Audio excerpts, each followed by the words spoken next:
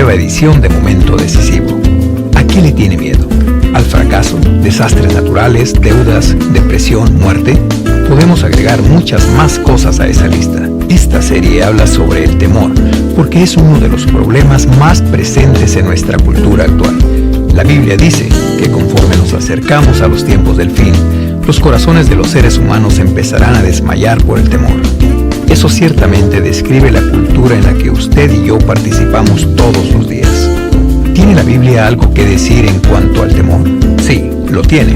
De hecho, la instrucción que con mayor frecuencia se repite en la Biblia es: no temas.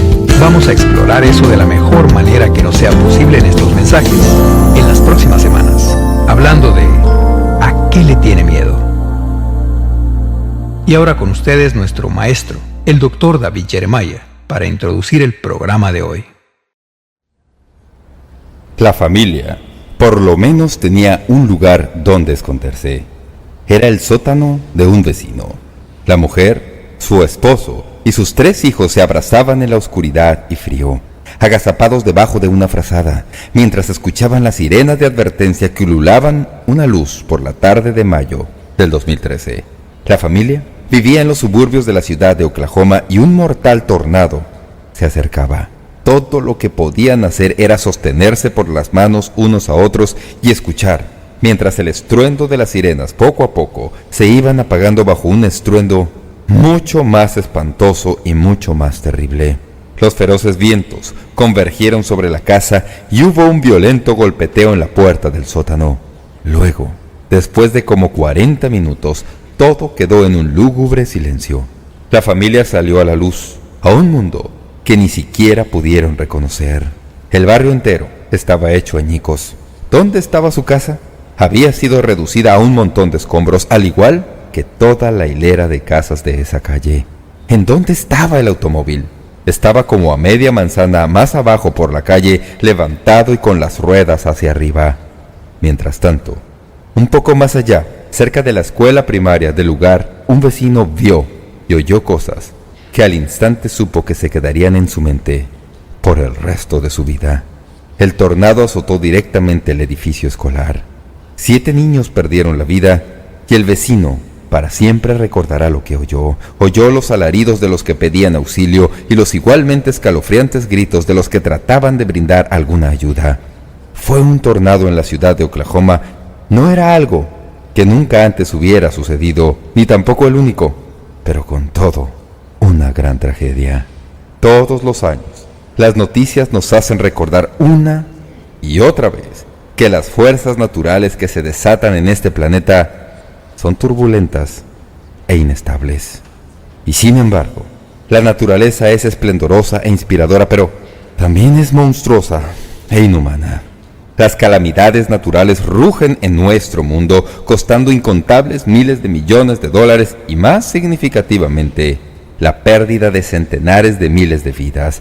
Todos estamos familiarizados con estos episodios, pero los desastres naturales levantan muchas preguntas. Preguntas en cuanto a la naturaleza de nuestra seguridad, en cuanto a nuestro miedo a lo que no podemos controlar y especialmente en cuanto al carácter de Dios. Estas preguntas requieren respuestas. Quiero empezar nuestra consideración de este tema refiriéndome a un personaje bíblico que atravesó 2 desastres naturales en el espacio de 24 horas. Su nombre, por supuesto, es Job. Los primeros versículos del libro de Job nos hablan del hombre. Nos hablan primero que nada de su fe. La Biblia dice que era este hombre perfecto y recto, temeroso de Dios y apartado del mal. Job 1:1. También se distingue por ser un hombre de gran fortuna. La Biblia dice que tenía posesiones. Leemos en Job 1:3. Su hacienda era 7,000 ovejas, 3,000 camellos, 500 yuntas de bueyes, 500 asnas y muchísimos criados, y era aquel varón más grande que todos los orientales. Job también era un hombre de familia. El capítulo 1 de Job nos dice que había criado hijos e hijas que se llevaban muy bien los unos con los otros. Celebraban increíbles fiestas de cumpleaños cada año. La Biblia nos dice que cada vez que ellos celebraban una fiesta de cumpleaños, Job ofrecía a Dios un sacrificio por sus hijos. Así, Job era un hombre que tenía gran fe y fortuna y también era un gran hombre de familia. Pero también Job era un hombre con muchos amigos. Sabemos algo de sus amigos porque el libro de Job los menciona más adelante. No podemos decir que fueron los mejores amigos, pero sí que eran amigos de Job, hasta donde sabemos. Lo que sabemos de ellos es que cuando Job atravesó grandes pruebas en su vida, esos amigos viajaron grandes distancias para ir a verlo. La Biblia dice que se sentaron con él en silencio por 7 días corridos por la compasión por su pérdida y sufrimiento, según nos dice Job 2:11. Lo que estos amigos no sabían, y que el mismo Job no sabía, era que Dios había hecho un arreglo con el diablo. Eso parece ser algo que uno nunca diría u oiría, pero es la verdad. Dios hizo un trato con Satanás respecto a Job. De hecho, la narración de este trato se menciona en el capítulo 1. Empiezo a leer desde el versículo 8. Y Jehová dijo a Satanás: ¿No has considerado a mi siervo Job, que no hay otro como él en la tierra, varón perfecto y recto, temeroso de Dios y apartado del mal? Respondiendo Satanás a Jehová dijo: ¿Acaso teme Job a Dios de balde? ¿No le ha acercado alrededor a él y a su casa y a todo lo que tiene? Al trabajo de sus manos has dado bendición, por tanto sus bienes han aumentado sobre la tierra. Pero extiende ahora tu mano y toca todo lo que tiene, y verás si no blasfema contra ti en tu misma presencia. Dijo Jehová a Satanás: He aquí, todo lo que tiene está en tu mano, solamente no pongas tu mano sobre él. Y salió Satanás de delante de Jehová, contando con el permiso de Dios. Satanás se puso a trabajar, y la ruina de Job tuvo lugar rápidamente. Empezó durante una de sus fiestas de cumpleaños que ya mencioné. Mientras los hijos e hijas están reunidos en un solo lugar, divirtiéndose y disfrutándose de la compañía de unos y otros, un mensajero llega a la casa de la familia y le da a Job noticias aterradoras. Bandoleros sabeos habían caído sobre la propiedad, se habían llevado todo el ganado de Job y matado a todos los criados.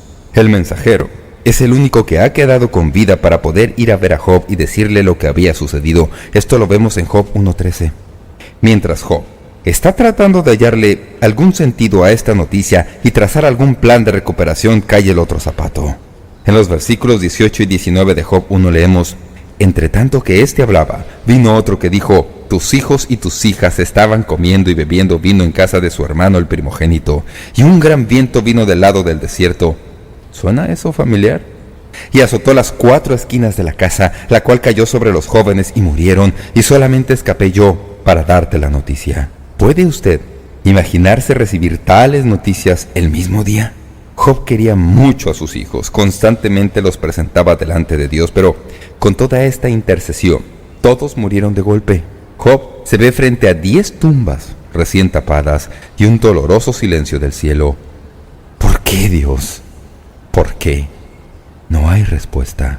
Algunos estudiosos piensan que Job es el libro más antiguo de la Biblia y por eso ahora sabemos que el problema de calamidades naturales ha estado con nosotros desde que el ser humano puso un pie sobre la tierra. La Biblia no hace a un lado las preguntas más difíciles de la vida, no deja fuera los relatos difíciles, se nos invita a pararnos junto a Job en el cementerio mirando a las cenizas de sus sueños y junto a Job preguntarle a Dios: ¿por qué?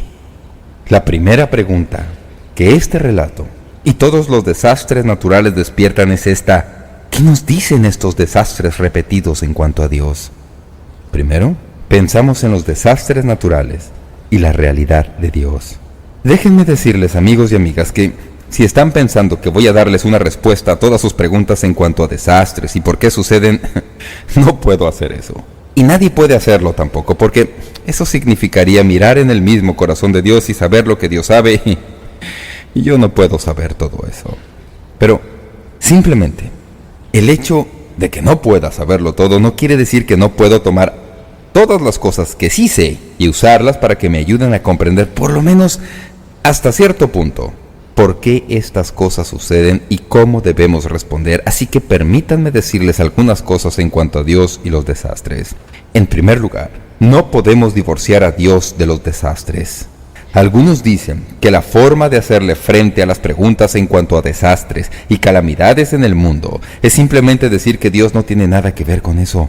La argumentación va más o menos así: Dios creó al mundo, pero no interviene en la operación del mundo. Si usted ha estudiado teología, sabrá que a esto se le conoce como la doctrina del deísmo. El deísmo cree que tenemos un creador y que tenemos un Dios que algún día nos juzgará. Pero el intervalo entre la creación y el juicio de Dios está en silencio e inactivo y no tiene nada que ver con lo que sucede en este mundo. Es un Dios ausente. Cuando terminé mi tratamiento por el cáncer hace ya casi 20 años, mi oncólogo me preguntó si aceptaría ser parte de un debate con un rabino que había tenido la misma enfermedad que yo. Nunca olvidaré eso.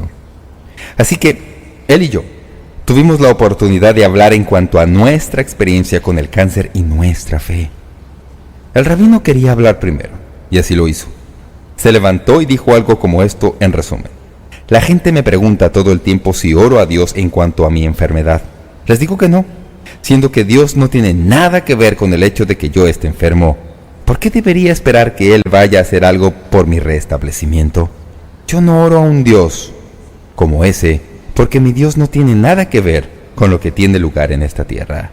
Luego fue mi turno, y yo le dije a todo el mundo lo bueno que Dios había sido conmigo y cómo me había sanado.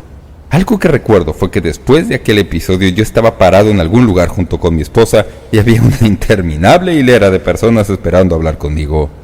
Sin quererlo, por el rabillo del ojo, miré al otro lado y ahí estaba aquel rabino completamente solo. ¿Por qué? Nadie quería hablar con alguien que no cree que Dios interviene en el mundo de hoy. ¿De qué serviría eso? No pude dejar de preguntarme, ¿de qué hablaría él en su sinagoga semana tras semana? Pero algunos quieren creer eso. Creer que estas cosas malas son tan malas que Dios no puede tener parte alguna en ellas. Pienso que muchos cristianos adoptan una especie de deísmo en un esfuerzo por dejar a Dios bien librado. En realidad creo eso. Quiero decir, eso nos permite afirmar la bondad de Dios frente a terribles males y simplemente decimos que no es culpa de Dios. Él creó un mundo bueno, y no hay que echarle la culpa si el mundo bueno resulta mal. Otra manera en que queremos eximir a Dios de la responsabilidad en los desastres es echarle a Satanás toda la culpa de ellos. ¿Tiene Satanás algo que ver con la maldad en el mundo? Ni dudarlo. Pero sabemos, por nuestro estudio del libro de Job, que Satanás no puede hacer nada sin el permiso de Dios, como lo vemos en Job 1:8. Y si Satanás tiene que pedirle a Dios permiso para lo que hace, entonces Dios todavía tiene el control y reina en los asuntos de los seres humanos. La gente intuye que Dios interviene en estas cosas porque incluso los locutores seculares de noticias llaman a estos episodios actos de Dios. Si usted nunca ha oído esa expresión, lea su póliza de seguros. Todos ustedes saben de qué estoy hablando. Lo que eso quiere decir es que si Dios lo hace, uno no tiene por qué esperar recibir ninguna compensación monetaria. Actos de Dios. Así que, decir que Dios no interviene para nada en estos cataclismos es demasiado simplista. Aunque no nos sintamos cómodos al hacerlo, tenemos que considerar este asunto con claridad teológica. La Biblia enseña que Dios es soberano, que Él reina en los momentos encantadores y en los que no lo son. Veamos algunas de las razones por las cuales el desastre puede existir en un mundo que Dios controla. Primero, Dios emplea los elementos de la naturaleza en la operación del mundo. Dios no se limitó a crear el mundo y luego se fue, dejando que el mundo funcione por cuenta propia sin que Dios tenga nada que hacer. La Biblia nos enseña que el Dios a quien servimos es un Dios que interviene con sus propias manos en todo detalle de la vida. A usted tal vez no le guste oír eso, o entenderlo, o incluso creerlo, pero ¿cuántos de ustedes saben, aunque usted no lo crea, que es verdad? De hecho, quiero leerles un pasaje del libro de Job en donde Job describe la intervención de Dios en los asuntos del mundo. Job 37, versículo 6, y luego versículos 10 al 12. Porque a la nieve dice, desciende a la tierra, también a la llovizna y a los aguaceros torrenciales. Por el soplo de Dios se da el hielo, y las anchas aguas se congelan. Regando también llega a disipar la densa nube, y con su luz esparce la niebla. Asimismo, por sus designios se revuelven las nubes en derredor, para hacer sobre la faz del mundo, en la tierra, lo que Él les mande. Dios hace eso. Dios interviene en los detalles de todos los días, en el clima, en las cosas naturales. Nosotros sí adoramos a Dios respecto a esos asuntos, pero Dios no solo emplea los elementos de la naturaleza en la operación del mundo, sino que por nuestro estudio de la Biblia sabemos que a veces Dios emplea los elementos de la naturaleza en su oposición al mal. Quiero decir que casi ni pasamos más allá de los primeros capítulos del libro de Génesis cuando se nos introduce a un diluvio que Dios envía sobre un mundo ennegrecido por el pecado, librando solo a Noé y a su familia, como leemos en Génesis 6 al 8. Más adelante, Dios castiga a Datán, Abiram y Coré. Y quiero que ustedes oigan las palabras que la Biblia usa para describir lo que le sucedió. Números 16:32. Abrió la tierra su boca y los tragó a ellos, a sus casas, a todos los hombres de Coré y a todos sus bienes. Dios hizo eso. Dios envió fuego para destruir a Sodoma y Gomorra debido a su maldad. Génesis 19:24. Envió plagas para castigar a Egipto. Éxodo 7 al 12. Envió una plaga que mató a 70,000 hombres debido al pecado de David al contar a su pueblo. Segunda de Samuel 24:15. También envió una feroz tempestad para captar la atención de Jonás y llevarlo a arrepentimiento, a fin de que fuera a Nínive y predicara el mensaje de Dios. Jonás 1:4. Amigos y amigas, no sé las respuestas a todo esto, pero sí quiero decirles que cuando distanciamos a Dios de la responsabilidad por las cosas que tienen lugar en nuestro mundo, estamos pretendiendo saber más de lo que sabemos. ¿Por qué? Y presten atención.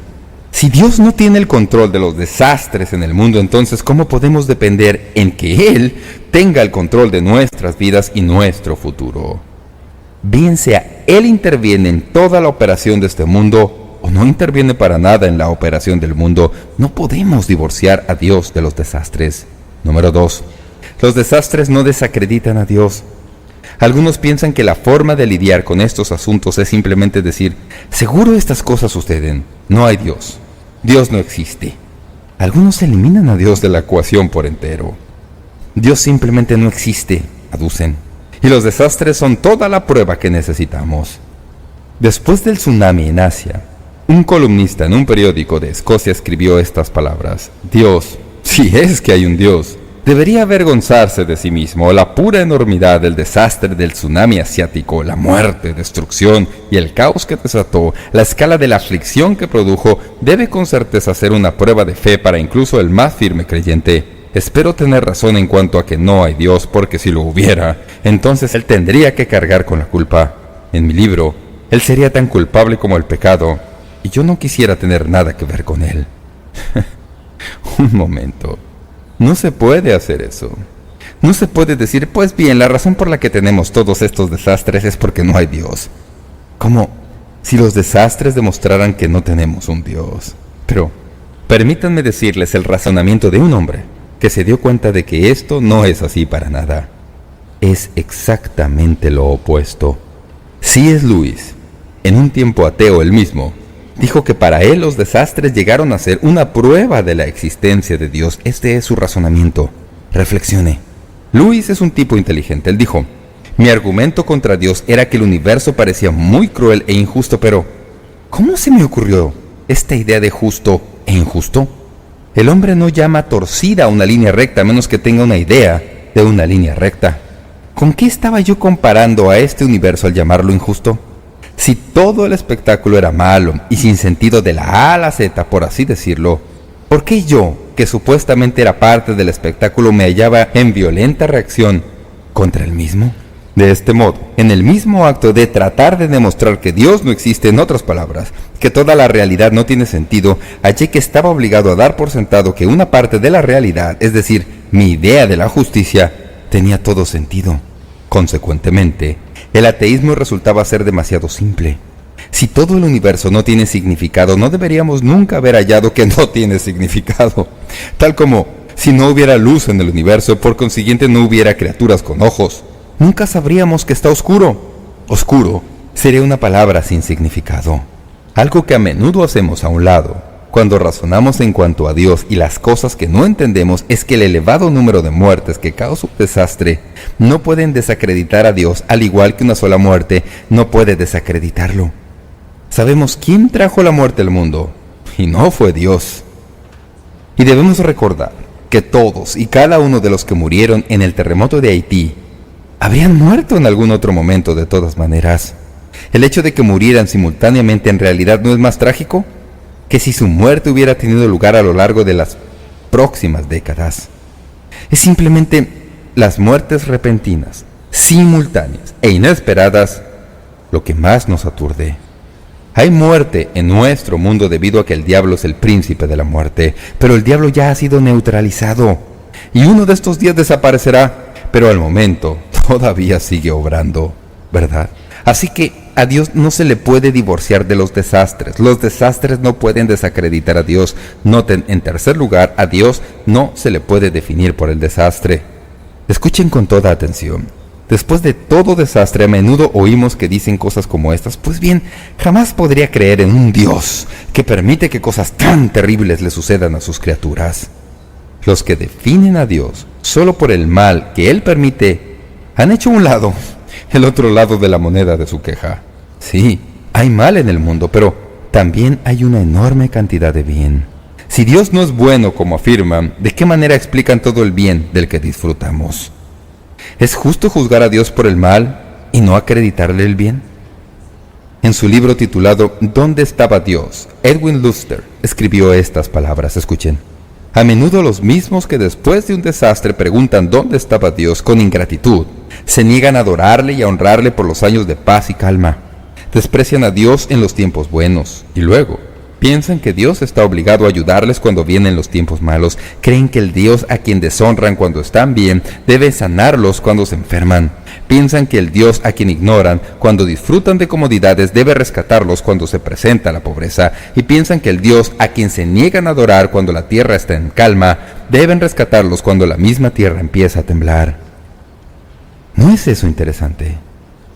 No hay duda de que vivimos en un mundo en donde suceden muchas cosas malas, y muchas de ellas parecen inmerecidas. Un escritor hace esta pregunta en su libro: ¿por qué le suceden malas cosas a las personas buenas? Luego responde con estas palabras: la respuesta cristiana es que no hay personas buenas. Ninguno de nosotros merece la vida que tenemos, que es una dádiva de la gracia de Dios. Dios es un Dios de amor, y sus dones y dádivas abundan en nuestro mundo, pero también abunda su disciplina.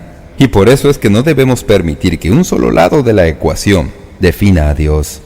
Dios es un Dios bueno, y todos nosotros somos representantes de su bondad.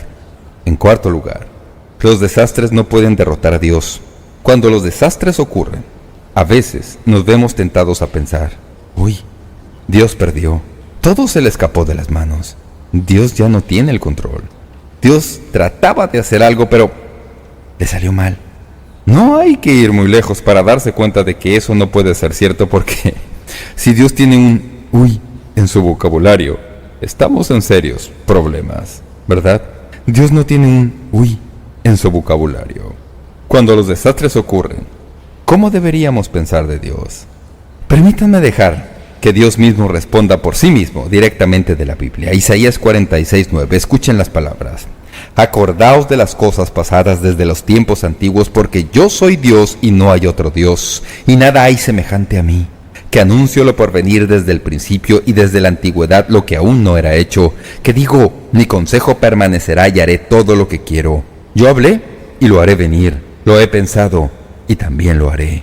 Una de las razones por las que tememos los desastres es que cuando suceden, parece como que Dios no tiene las riendas, que de alguna manera las cosas se le han escapado de las manos. En tales momentos debemos recordar que ni siquiera un solo hilo en el gran tapete del gran tejido de Dios puede ser comprendido por alguien como usted o como yo. Nuestro punto de vista es un extremo demasiado limitado como para percibir algún significado último en una calamidad. ¿De qué manera nuestro sufrimiento presente, por ejemplo, encaja en el propósito y plan grandioso de Dios? Sin embargo, como Pablo nos dice, sabemos que a los que aman a Dios todas las cosas les ayudan a bien, esto es, a los que conforme a su propósito son llamados. Romanos 8:28. Como todas las demás partes de este tema tan difícil del que estamos hablando, es muy fácil confundir el significado de este versículo, de modo que escuchen con atención lo que el comentarista James Montgomery Boyce nos dice, puesto que Pablo no está diciendo que las cosas malas sean buenas. El texto no enseña que la enfermedad, el sufrimiento, la persecución, la aflicción y otras cosas similares sean buenas en sí mismas. Por el contrario, estas cosas son malas. El odio no es amor, la muerte no es vida, la aflicción no es alegría, el mundo está lleno de maldad, pero lo que el texto enseña es que Dios usa todas estas cosas, malas como son, para efectuar sus propios buenos propósitos para su pueblo. Dios hace que del mal resulte bien. Dios usó la obra de Satanás para llevar a Job a una mayor confianza en Dios. Esta es la ilustración clímax. Dios usó la crucifixión de un Cristo perfecto para propósitos maravillosos. En sus manos sabias y poderosas, Él usa los acontecimientos malos como herramientas para obrar hacia cosas buenas. La clave de Romanos 8 es el orden de las palabras. Escuchen lo que dice el texto griego. Sabemos que para los que aman a Dios, Él está obrando. Él está obrando. Cuando todo se halla patas arriba y usted no puede figurárselo, puede saber una cosa: Dios está obrando. Dios está obrando. En la expresión todas las cosas les ayudan a bien, en el texto griego se halla un vocablo griego del cual obtenemos la palabra sinergia. Dios está obrando todas las cosas en sinergia, y sinergia es una palabra que significa que los muchos elementos diferentes que son parte de algo, cuando se les reúne, llegan a ser algo mucho más grande que el valor independiente de cada una de las partes. A veces llegan a ser algo totalmente diferente de lo que las partes dictarían que podrían llegar a ser. La Biblia dice que cuando en nuestra vida suceden cosas y no sabemos lo que está sucediendo y no podemos figurárnoslo y nos quedamos mirando por todos lados pensando, ¿qué fue eso? Dios está obrando. No sabemos lo que Él está haciendo y tal vez no lo sepamos en esta vida, pero usted puede estar seguro de esto: Él está obrando. Él está obrando. Él está incesantemente, energéticamente, a propósito, activo, a favor nuestro. Él interviene. Él está ocupado creando algo mucho mayor que los desastres podrían ser jamás.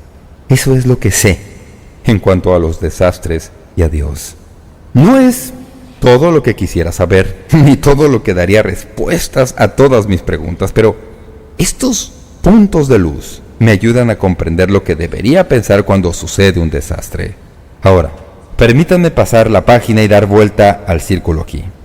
Hemos hablado de los desastres y responsabilidades de Dios. Ahora quiero hablar de los desastres naturales y responsabilidades del hombre, del ser humano. En medio del dolor y aflicción, ¿cómo deberíamos responder? ¿Qué me dice en efecto un desastre? ¿Qué le dice a usted? Cuando vemos estas cosas teniendo lugar en nuestro mundo que nos rodea, ¿qué dicen estos desastres? Podemos obtener unos cuantos indicios en la Biblia si observamos con atención. Lo primero es que los desastres nos enseñan a arrepentirnos de nuestro pecado. En el Evangelio de Lucas, capítulo 13, hay un breve relato. Jesús está hablando con sus discípulos y les dice: quiero hacerles una pregunta. ¿Recuerdan aquella gente que murió cuando Pilato hizo matar a un montón de gente inocente?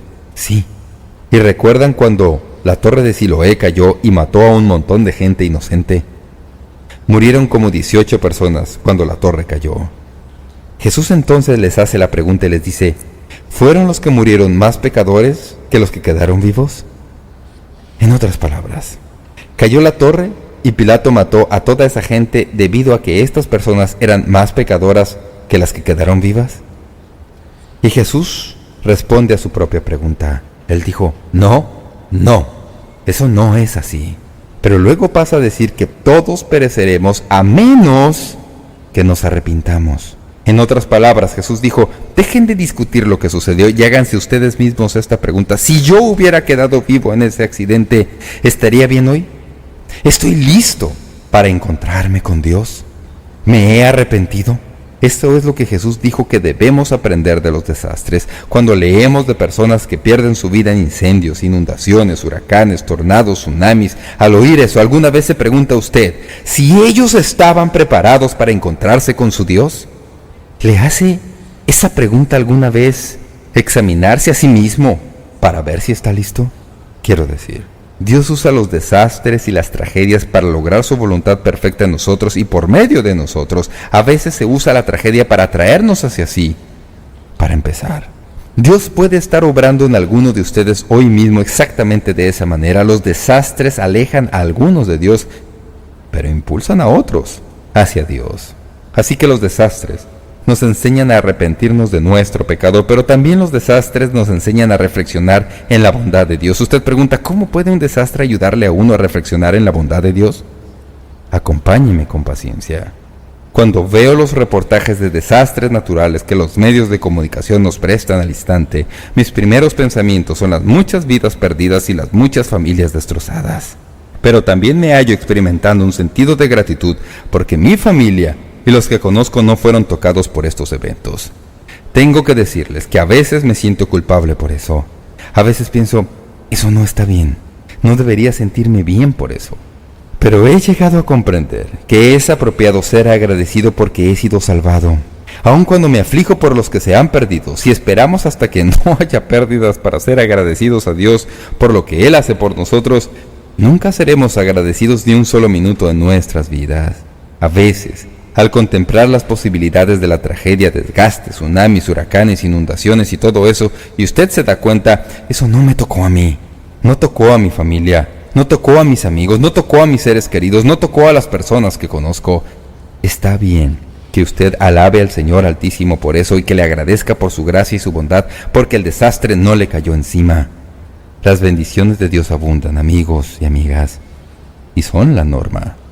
Es correcto ser agradecido por ellas en todo momento, independientemente de cuáles sean las circunstancias. En tercer lugar, los desastres nos enseñan a responder a los que sufren. Escuchen con atención. Cuando los desastres suceden, no deberíamos preocuparnos tanto en cuanto a las respuestas al por qué. Lo que debemos es preguntarle a Dios cómo podemos ayudar. Tengo que decirles que en los desastres que han salpicado nuestro paisaje, tanto en este país como en toda América en años recientes, si no hubiera sido por los cristianos que intervienen en Katrina o en Haití y en otros lugares, los desastres hubieran tenido un impacto mucho más trágico. Simplemente pregúntele a la gente de Nueva Orleans, pregúntele a la gente de Haití, pregúntele a la gente por todo el mundo, ¿de dónde vino la ayuda? Y todos le dirán sin pestañear que vino del pueblo de Dios. Vino de organizaciones cristianas que simplemente recogen todo lo que pueden y envían remolques con ayuda y gente y voluntarios. Simplemente se presentan en el lugar del desastre y ministran a aquellos que están sufriendo. Cuando alguien se nos acerca y nos dice, ¿por qué?, deberíamos decirle al instante, me encantaría sentarme a la mesa con usted, tomar café y ayudarle a resolver esas preguntas, pero ahora mismo lo que quiero es ayudar. ¿Qué puedo hacer para aligerar su carga? Con certeza, una de las cosas que deben suceder cuando tienen lugar los desastres es que debemos extendernos a los que sufren. Si el cuerpo de Cristo no hace eso, entonces ¿quién lo va a hacer? Número 4. Los desastres nos enseñan a recordar la promesa de Dios. Dios nos ha dado una promesa espectacular que lo abarca todo y que provee la cura última para nuestro miedo al desastre. Voy a leerla y luego hacemos unos cuantos comentarios al respecto. Apocalipsis 21:3. Y oí una gran voz del cielo que decía, he aquí el tabernáculo de Dios con los hombres, y Él morará con ellos, y ellos serán su pueblo, y Dios mismo estará con ellos como su Dios. Enjugará Dios toda lágrima de los ojos de ellos, y ya no habrá muerte, ni habrá más llanto, ni clamor, ni dolor, porque las primeras cosas pasaron. Los desastres nos recuerdan que nunca fue intención de Dios que este mundo fuera nuestro hogar final. A decir verdad, estos desastres ponen en nosotros un hambre y anhelo de un lugar en donde no hay desastres, en donde no hay muerte, en donde el dolor, el sufrimiento y el llanto son asuntos de historia y no una experiencia presente. Es como el conocido himno que solíamos cantar y dice, el mundo no es mi hogar, soy peregrino aquí. Mis tesoros están guardados en algún lugar más allá del cielo azul. Las calamidades que atravesamos son solo fenómenos temporales. Cada desastre nos recuerda que una eternidad libre de desastres nos espera y mueve nuestro corazón a anhelarla. Los desastres nos enseñan a recordar la promesa de Dios. Finalmente, los desastres nos enseñan a descansar en la presencia de Dios y su poder. Empezamos este mensaje refiriéndonos a la experiencia de Job. Job atravesó todo eso. Si usted lee todo el libro de Job, encontrará que es un proceso largo, arduo, pero en el camino Job tuvo sus momentos de fortaleza y poder. En el camino Job pudo clamar en victoria como lo hace en Job 13:15. He aquí, aunque él me matare, en él esperaré. Más adelante, en Job 19:20, le oímos decir estas palabras, yo sé que mi Redentor vive, y al fin se levantará sobre el polvo, y después de deshecha está mi piel. En mi carne he de ver a Dios, al cual veré por mí mismo, y mis ojos lo verán y no otro, aunque mi corazón desfallece dentro de mí. Finalmente, uno llega al mismo final del libro de Job, y en el capítulo 42:5 Job dice esto: de oídas te había oído, mas ahora mis ojos te ven, por tanto me aborrezco, y me arrepiento en polvo y ceniza. Job dijo: antes de que me sucedieran estas cosas podía oírte, Dios, pero cuando me sucedieron estas cosas, ahora puedo verte. ¿Cuántos de ustedes saben que a menudo, cuando se atraviesan tiempos difíciles y momentos de sufrimiento y presión, uno capta una noción de Dios que nunca antes pudo haber captado? Él se acerca más. Uno no simplemente sabe algo acerca de Él, lo conoce a Él. Él llega a ser nuestro pronto auxilio en las tribulaciones. Debido a eso se crece para ser alguien que no podía haber sido de otra manera. Todos sabemos eso. Hace algunos años, mi esposa y yo vimos como recordatorio un ejemplo de este mensaje en una ocasión cuando visitábamos Israel. Estábamos en Israel y tengo que decirles que resultó que cometimos un serio error. Si a usted le encanta el pan, no vaya a Israel durante la Pascua, porque no hay nada de pan en Israel durante la Pascua. Y como ustedes saben, yo no puedo comer pan, pero entonces sí podía. Así que tuve que pasar como 5 días sin pan, y yo dije: vaya, ¿hay algún lugar en esta ciudad en donde tengan pan? Uno de mis amigos dijo: sí, hay un restaurante estadounidense llamado Hotel Colonia Estadounidense. Vayamos allá a comer. Fuimos para almorzar y nos sentamos y estábamos acomodándonos y leyendo la carta cuando el mesero en jefe se acercó y nos entregó un folleto que relataba la historia del hotel y su restaurante. Me asombró enterarme que el hotel en que estábamos comiendo en un tiempo le perteneció a la familia de Horacio Spafford. Horacio Spafford es el hombre que escribió la letra de mi himno favorito. Cuando leí el folleto que me dieron, hallé que estaba lleno de información que nunca antes había oído. Así que voy a decírsela para concluir este mensaje. En 1871, los Spafford vivían en un suburbio de Chicago. Él era un joven abogado y con su esposa Ana tenían 4 hijas. En octubre de ese año, todo el centro de la ciudad quedó devastado por un incendio. Nadie supo cómo empezó, pero mató a centenares de personas y destruyó secciones enteras de la ciudad. Por toda la ciudad, la gente deambulaba sin lugar donde vivir y con hambre, y los Spafford intervinieron profundamente haciendo todo lo que podían para ayudar a las familias damnificadas. Pero no fue un ministerio a corto plazo. 2 años después, habiendo vivido de esa manera día tras día, estaban totalmente agotados por su trabajo, así que planearon ir a Europa en busca de un tiempo de vacaciones y descanso. A último minuto, asuntos de negocios impidieron que Horacio viajara, pero llevó a su esposa y a las 4 hijas al barco. Se embarcaron y zarparon. Muy tarde, una noche, durante el viaje, otro barco chocó con el suyo y el buque se hundió en 20 minutos. Solo 47 personas fueron rescatadas. Ana fue sacada del agua inconsciente. La hallaron flotando en un pedazo de escombros, pero las 4 niñas de Spafford murieron. Cuando Ana llegó a tierra, le envió un telegrama desde París a su esposo. El telegrama decía: salvada, sola, ¿qué debo hacer? Le comentó a otro pasajero que Dios le había dado 4 hijas y que se las había llevado, y que tal vez algún día entendería por qué. Horacio se embarcó en otro buque para ir en busca de su esposa y traerla de regreso. La ruta del barco en que viajaba cruzaba por el mismo punto en que las hijas se habían ahogado. El capitán lo llamó a su cabina y se lo dijo. Horacio, profundamente conmovido, halló un pedazo de papel del hotel en que se había quedado antes del viaje y escribió las palabras del himno: está bien con mi alma, que ahora ha llegado a ser uno de los himnos más famosos del mundo. Horacio buscó a su esposa y regresaron a casa. De vuelta en Chicago, trataron de empezarlo todo de nuevo. Les nació un hijo y después otra preciosa niña. Tal vez lo peor había pasado, pero entonces otra tragedia. Su hijo de 4 años murió por fiebre escarlinata. Aunque usted no lo crea, la iglesia de la familia adoptó la noción de que estas tragedias eran con certeza el castigo de Dios vengativo contra esa familia debido a algún pecado no especificado que evidentemente habían cometido.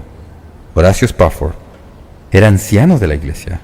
Había ayudado a levantarla y en lugar de recibir el consuelo de una comunidad sanadora, A él y a su familia se les pidió que dejaran la iglesia porque se les percibía como siendo malos. De todos los detalles de ese episodio, eso es algo que simplemente no alcanzo a comprender. ¿Cómo puede una iglesia ser tan cruel con alguien que los necesita? En 1881 decidieron dejar los Estados Unidos y empezar una nueva vida en Jerusalén. Así que rentaron una casa en la parte vieja de la ciudad y su objetivo fue imitar las vidas de los cristianos del primer siglo lo más cerca que fuera posible. Pronto, la familia fue reconocida ampliamente por su amor y servicio a los necesitados, así como también por su devoción a las Sagradas Escrituras. Y hoy, el Centro Infantil Spafford sirve a Jerusalén y a la margen occidental, proveyendo atención a la salud y servicios educativos a algo así como 30,000 niños todos los años, bajo el liderazgo de los descendientes de Spafford. De las cenizas de su tragedia, el Dios Todopoderoso levantó una obra que nosotros no podríamos entender. ¿Quita esto la tristeza de los hijos perdidos? No. Pero muestra que incluso en medio de lo más difícil que sucede, Dios está obrando. Dios está obrando.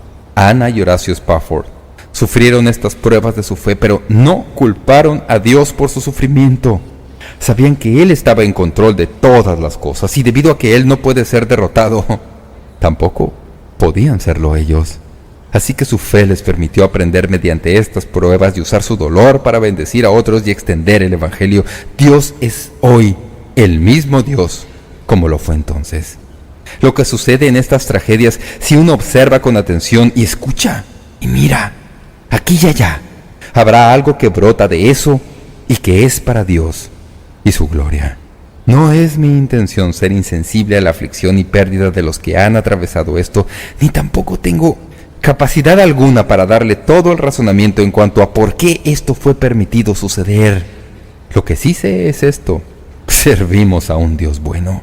Nosotros somos limitados en nuestra capacidad de entender lo que hay en el corazón de Dios, pero un día, cuando estemos sentados alrededor del trono, le haremos esta pregunta, y con certeza, la respuesta de Dios será mucho mejor de la que ha sido la mía. Este es un versículo bíblico para que anote, y recuerde este versículo para cuando alguien le haga preguntas. Esto es lo que sabemos con certeza. No sabemos muchas cosas, por cierto, pero sí sabemos esto con certeza: Dios es nuestro amparo y fortaleza, nuestro pronto auxilio en las tribulaciones. Por tanto, no temeremos, aunque la tierra sea removida y se traspasen los montes al corazón del mar, aunque bramen y se turben sus aguas y tiemblen los montes a causa de su braveza. Dios es nuestro refugio y Él es suficiente para lo que sea que enfrentamos. Esperamos que usted pueda tomar un momento para escribirnos una carta en respaldo del ministerio. Le agradecemos su correspondencia, y cuando nos escriba o nos envíe un correo electrónico, sírvase a anotar claramente su nombre y dirección completa y el nombre de la emisora en que escucha este programa. Si desea solicitar una copia de este mensaje, el libro o la guía de estudio, puede hacerlo visitando nuestro sitio web momentodecisivo.org o escribiéndonos a la dirección que le damos enseguida. Este mensaje corresponde a la serie completa de enseñanzas titulada ¿A qué le tiene miedo?, en 10 discos compactos. Para más información sobre cómo conseguir estos mensajes que ofrecemos, puede visitar nuestro sitio web momentodecisivo.org o escribirnos a Momento Decisivo, P.O. Box 3804, San Diego, California 92163, Estados Unidos de América. Sintonícenos nuevamente en la próxima edición de Momento Decisivo para estudiar juntos la palabra de Dios aquí en Momento Decisivo con el Dr. David Jeremiah. También puede escuchar Momento Decisivo cuando guste en nuestra página de web ubicada en momentodecisivo.org.